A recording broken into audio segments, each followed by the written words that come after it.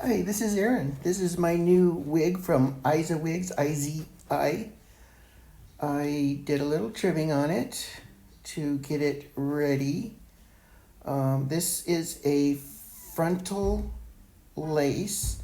So the lace is about 3 inches wide and it goes from ear to ear. The one on top here is a closure wig. And look how nice the hairline is. But it's only there at the closure where this, so this is Eva Gabor wig. Really nice hairline at the top. But on the sides, I just have to leave the hair down. That's the ear tab. So I also have an issue with fit.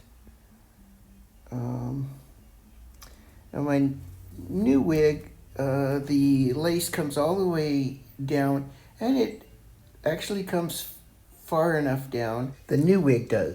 Let's look at that. All right, so this is after hot combing it to get it to sit down. And then they have a lot of short hairs to puff it up, but I use some hairspray to keep that down. Puff there where it transitions from lace to weft. But you can see the sideburn area. Now normally I would shave up to there. So I always had trouble keeping hair coming down while I was shaving because it would kind of creep up higher and higher. I'm not sure about plucking hairs. So this is after my first plucking, and I think it's improving. I think that made a big improvement. So here's a second plucking. I got some bald spots there because I didn't pluck it good, but I think that's kind of normal. Okay, here I glued it down after I plucked it. And, I was worried about plucking, but that was a very easy...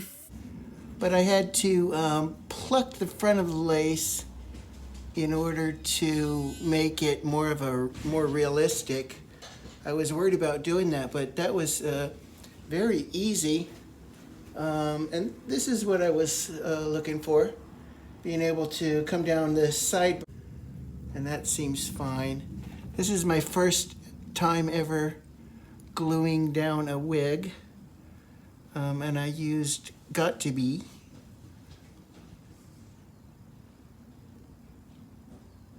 Yeah, so I didn't have to wash this yet. It's a new wig, and this is the style I want.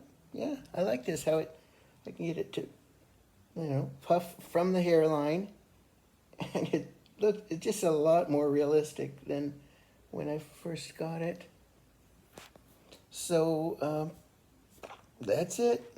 This is Diabetic Aaron signing off.